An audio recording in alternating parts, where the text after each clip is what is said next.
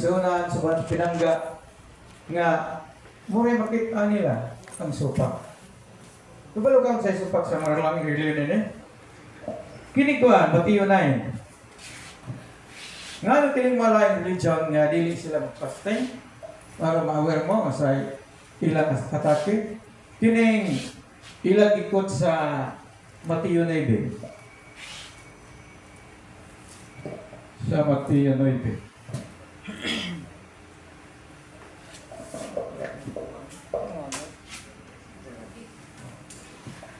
Manatake nila ha, ilang attack gigamit nila ni. Sa Mateo 9 versikulo 14. Kibulo ka, katungin mo ni brother ninyo.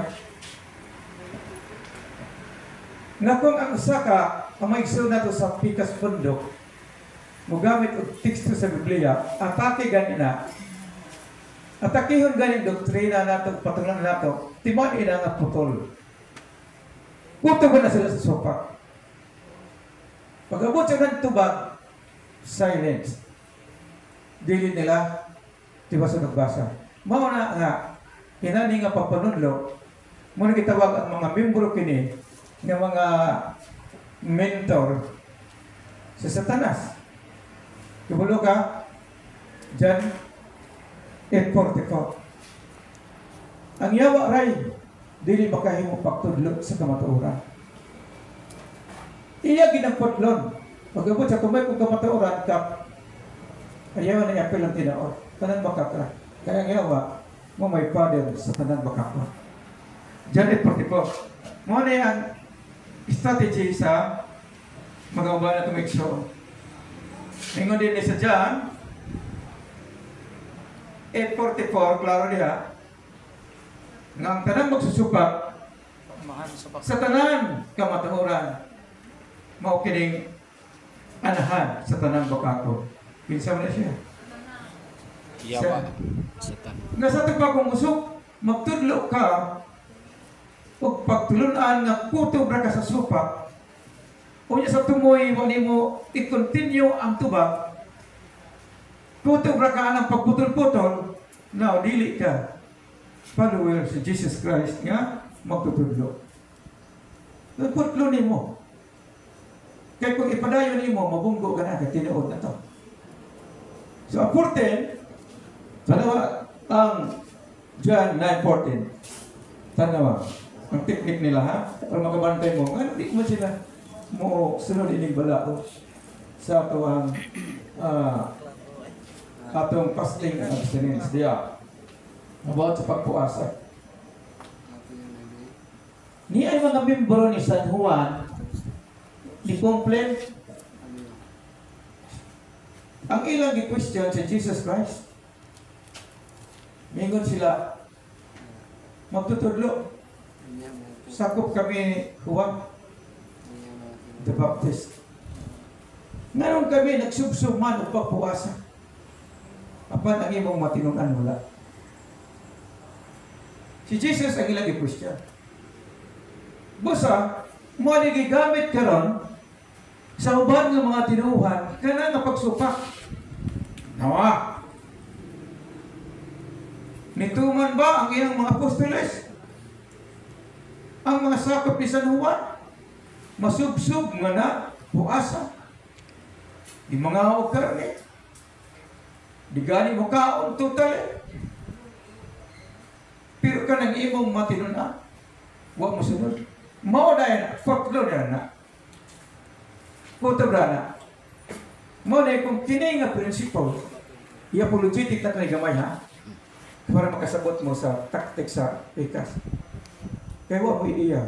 Kung sige lang lecture ng abstinence, di ka kabantay silang apa. Ano ba? Pusa kami, wa may magpuasa. Wa may musunod ng balao. Kaya na ay mabasa. Nga mga tinunan ni Jesus, wala magpaste, wala magpuasa.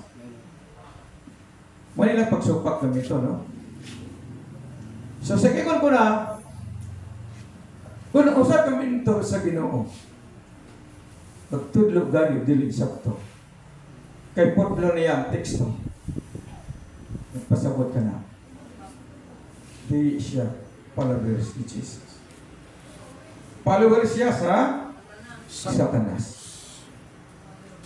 Karon, kinsa may katubang ini kita, katulikog sila, katubang ta. Karon, asa man ang tubag ini, diputol man nila. Kini 9, pag-abot sa 15, itubag si Jesus anak. 14 na sila, putlon. Ang mga tinunan, wala musunod sa puasa. Pero dili padayon ang 15 sa 9 nga supposed to be padayon na. Dili na sila kaya mailad ka. Focus sa sana. But sa answer, attack man tubag, silence. Sa mga ni Jesus, nga ni-complain man mo, nga magpasok mga tinunan. Ni siya, tubag niya. Magpuasa na silang tanan. Kinsa may defense? Si Jesus Christ. Kasi kay Jesus, sila tanan. Magpuasa na. Magpasabot, do not question about this matter. Tungod kay ang puasa para na sa tanan. Dili kay para sa usa. Kitang tanan. Gi-require nga magpuasa. So, sa nakatext sila gamiton. Ngayon, ari na ta, unsay gisandigan sa canon law. Nagisgutan ganina, kung sa katekismo kay Catholic siya. Ngayon mag-fasting ka. Ang fasting, gikan na sa Old Testament.